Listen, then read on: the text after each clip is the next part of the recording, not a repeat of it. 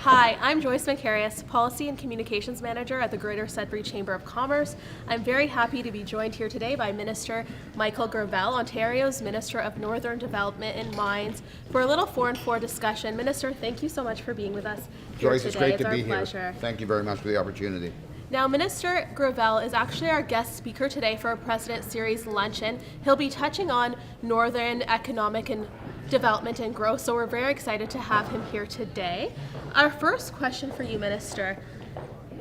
The recent budget came out, the 2015 Ontario budget. Can you tell us what elements you believe will be good for the North? I think it's a really strong budget for Northern Ontario. Premier Wynne made it clear from the moment she came into office that the future of the North is really crucial to the economy of the province.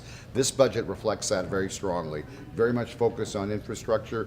Our commitment to four-laning, for example, between Parry Sound and Sudbury is crucial, and many other huge highway expansions and rehabilitations that are crucial. The Maley Drive extension, we're continuing to support that. The fact that we now have a permanent Northern industrial electricity rate program, which is vital to the the mining sector and the forestry sector and the steel sector. That means a lot in terms of certainty for the for industry in terms of making investments. There's no question that our focus is on building up the North. We recognize that there's a tremendous amount of work that needs to be done in the North. The fact that the Northern Ontario Highways budget has been increased to $580 million. This is a program that is we've invested more than $5 billion over the last 10 years. We have an increase in the budget this year from 527 to 580. The fact that the forestry sector now has access to the Jobs and Prosperity Fund, and that the forestry sector has an increase in budget for resource access roads. There are many examples of how I think this budget strongly reflects the fact that we're listening to Northerners. Premier Wynne and our government is committed to Northern Ontario, certainly to each section. We know that there are unique challenges in all the communities across the North. The Connecting Link program, another one that is the municipalities certainly and the chambers have been asking us to support, to help support those needs are now in the budget as well permanently. An Ontario Community Infrastructure Fund, $100 million, a permanent fund as well, which is again something that came about as a result of us recognizing that infrastructure is such a priority in Northern Ontario. So this is all on the basis of maintaining our strong support for the healthcare and the education sectors, and we are very proud of this budget, and I'm certainly grateful that it speaks so strongly to the needs in the North. Many initiatives to look forward to, for sure. Absolutely. Thank you, Minister. Switching to the Ring of Fire, can you provide a bit of an update on the Ring of Fire Infrastructure Development Corporation? Are there any plans in the near future to broaden the board? Premier Wynne made a very strong commitment during the last election campaign that we would put a Ring of Fire Infrastructure Development Corporation in place within 60 days of us coming into office, and we were able to make that happen at the end of August last year.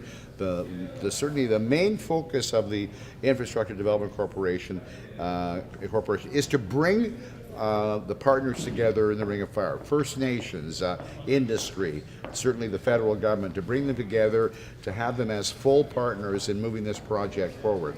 They've done very good work. Certainly the people that are on it are skilled in governance and skilled in making technical studies happen, things we need to make decisions on related to transportation, the corridor being put in place. So the corporation itself is working hard, meeting with those potential partners so we can sign agreements in principle to bring them on board so that all the key decisions related to what needs to happen to move the Ring of Fire project forward will be happening. So we want to expand the board, and that's something that's an absolute priority for us, but we're positioned now, I think, to actually make that happen. To align all the players, right? Absolutely, and there's no doubt, again, with the industry, we certainly know that there are actually 20 companies that have strong interests in the Ring of Fire. Most people think in terms of Noront Resources, which has a nickel project, which recently was provided with the opportunity to acquire the assets that Cliffs Natural Resources had in terms of the Ring of Fire. But there are many other companies as well. Goldcorp recently purchased the assets of Probe Mines. Probe Mines has assets in the Ring of Fire. But as I said, we're talking with all the companies doing our very, very best to move things forward.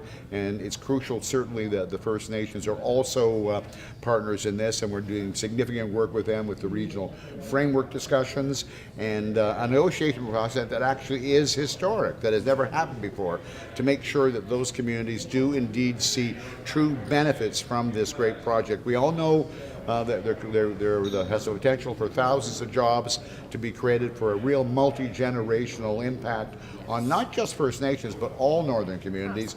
So the Infrastructure Development Corporation is a crucial part of that. That's great. You referenced the corridor in your previous answer. We know recently at PDAC you made a joint announcement with Minister Rickford about a commitment to a regional community service corridor with 4 Aboriginal communities and a partnership with them. Can you give us a sense of next steps to advance that forward? It was very exciting for us to be able to share that funding announcement myself with Minister Rickford.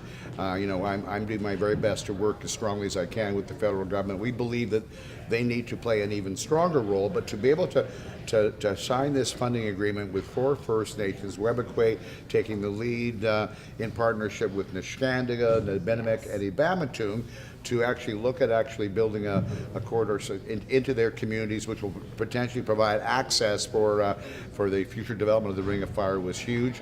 I know they're working really, really hard to get all the details of that study together. My understanding from speaking with the people who are leading the study is that they're hoping to have something in place within the next year. There has been previous work done in terms of a transportation corridor. The fact that when we talk about the Ring of Fire, certainly we talk about an extraordinary mineral find in a very remote part of the province that has no infrastructure, no transportation access. But the Ring of Fire isn't simply about providing access to a mine site. It's also about opening up the north, connecting the north. This is an opportunity we have, and in order for us to truly say that we've done this project right, this kind of a study and this kind of community access is going to be crucial. So indeed, we were excited to support it. I'm going to continue to put some pressure, may I say, on the federal government to match our infrastructure commitment of $1 billion, a huge commitment by the province, because again, in order for us to reach the full potential of the Ring of Fire, we need to have the federal government more significantly involved as well. Thank you, Minister. Our fourth and final question for you.